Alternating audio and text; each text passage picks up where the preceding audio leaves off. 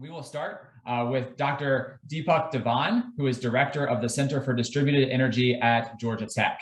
He is an expert in the areas of power electronics, smart grids, and distributed control of power systems. He works closely with utilities, industry, and is actively involved in research, teaching, entrepreneurship, and starting new ventures. He has 40 years of academic and industrial experience, 65 issued and pending patents, and over 400 refereed publications. He led the team at Georgia Tech that invented grid block energy router technology, which makes plug-and-play microgrids possible and dramatically reduces the cost of DC fast charging.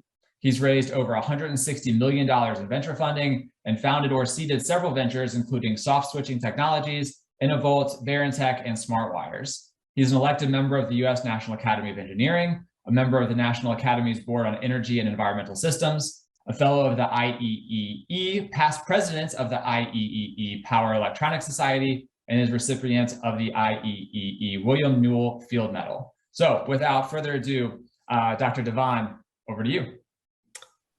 Thanks, Chris. Appreciate the lead-in, and good afternoon to everybody. Happy to lead off this very interesting discussion on electric vehicle charging stations and some of the issues that are around it. I wanted to kind of lead off, first with kind of talking about why this thing is so important, but also really to understand where some of the gotchas are that I think we're not paying as much attention to as we should. So I'm with the Center for Distributed Energy at Georgia Tech, where we are kind of working holistically on a range of interconnected issues associated with the energy transition that we are all going through. We look at issues at a fundamental level as befits an academic institution, but as Chris mentioned, a lot of experience with trying to take these technologies actually to market and to make an impact. So this is kind of our special thing that we do, and happy to kind of talk about it. So let's kind of start at the fundamental level where we think about the energy disruption that is actually underway right now. It's across pretty much every field. I mean, solar, energy storage, transportation, electrification, all these things are growing at a pace that was unimaginable just 5 years ago. So why is this disruption occurring? I think we boil it down to two things. One is the fact that the prices of these technologies continue to go down a very steep and sustained learning curve. PV solar is at 23% for 50 plus years, and batteries are at 26% learning curve, with prices that are really starting to become very, very interesting at this point in time. All these technologies actually intersect with the grid in some way because they exchange energy with the grid. And these are all growing at a very phenomenal pace, but they are all outside the control of the utilities, who are supposed to be supplying this. And that, I think, creates an opportunity for some very interesting issues and challenges. Let's look at transportation electrification, for a second. As I said, we're growing very fast, 60% year over year. A mid-estimate of how many EVs will be on the road is about 125 million by 2040. We see that this is not really driven by our wonderful attraction for climate change, but really because it's a lower cost of manufacturing and ownership for the manufacturers and eventually for owners as well. We see that the question of equitable access, needs to be addressed, and that includes charging infrastructure that will be available, to everybody. And this is really a fundamental issue. We see that all of this is occurring and is applying to a grid that is already very stressed, and we'll see why this is stressed, and we'll see, that this creates opportunities for significant problems that we have. If we don't manage to get proper infrastructure in place for charging, then it will invariably affect the EV adoption rate, and it's really the economics that really is the key issue out here. We have to worry also about the fact that if you do build all this infrastructure and EVs are slow, then how do you afford this?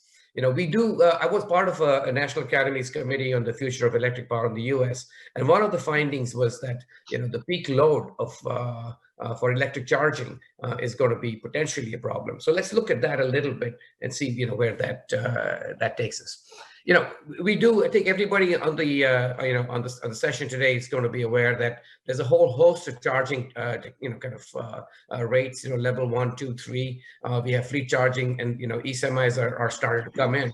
So there's charging rates that are going from a kilowatt and a half to 1.5 megawatts, we keep kind of thinking about how to build these chargers, and don't really think so much about the grid. So let's take 2 minutes and think about what the impact of this, by 2040 is going to be on the grid. Okay, analysis I've seen frequently, relates to the fact that if we just look at from an energy perspective, it's not a very significant growth rate, and over 20 years, this is very easily manageable. If you look at just level 2 charging, again, possibly with coordination, it's manageable.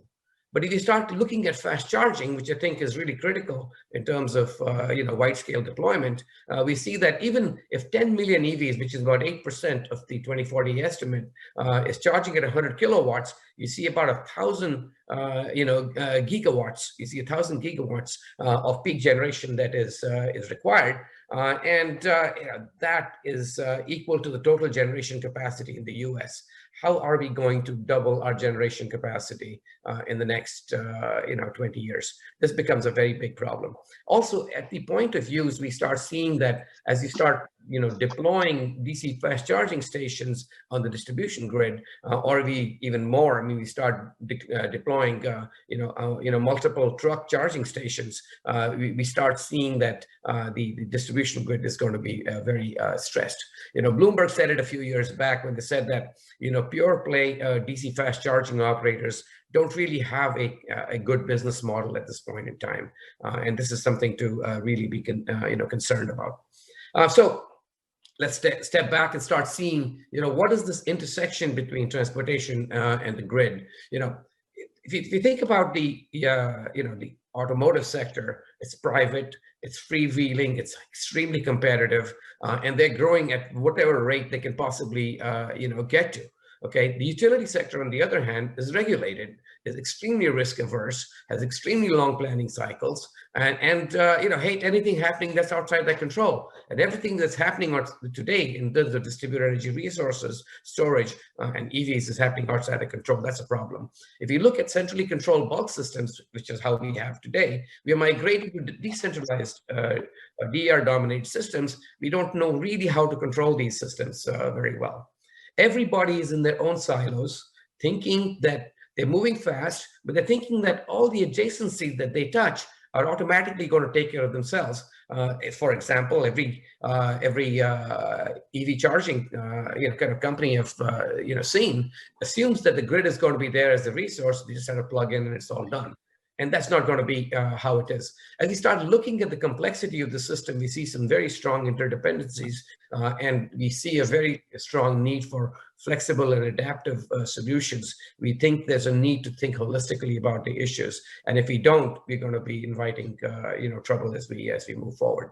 Let's take some examples, very specific examples that we've been working on for a few years out here. You go and you buy a Tesla and you plug it in, and your neighbor goes and buys another Tesla because he's inspired.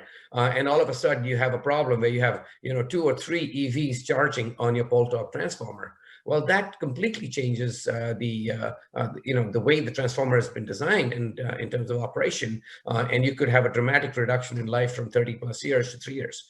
Okay, and this is something where the transformers are not even monitored by the utilities. So this is a fundamental problem in terms of how coordination between the utilities and their distribution grids and all this thing needs to really occur. If you start looking at the bulk system and say that, okay, now we're going to have a truck stop with 50 trucks charging at the same time, that could be a 75 megawatt charging peak charging capacity. If you look from a utility perspective, that's a 10 plus year charging a cycle to be able to install transmission, substations, and everything else. So that's a fundamental problem.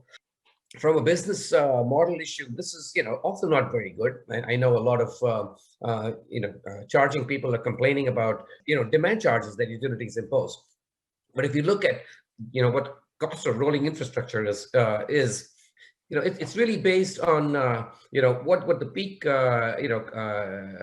cost is. The demand charge that you have to pay is really a very big part of the overall cost that the consumer has to pay. So back to the fact that what we really need is some holistic level thinking out here. We need business models that are looking, across the spectrum. Think about it.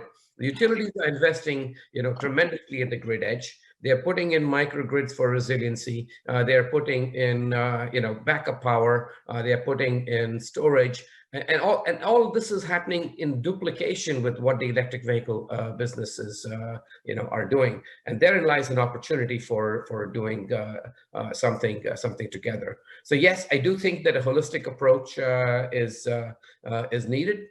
We see that the future grid, needs tremendous capacity at the grid edge, and I mentioned what some of these things are. And there's a tremendous amount of expenditure that's going to take place out there. If we can align the expenses that need to be taken out there with what we need to do on the grid side, this might be something that is really really very interesting. We're starting to see that charging stations are starting to be much broader than just connect to the grid, because you want to reduce the peak demand. You want to be able to put in green electrons into the system, and all of these things create very complex systems that need to be really integrated and operated as well. And then you want to kind of look at the grid element and see what are the requirements from a grid perspective.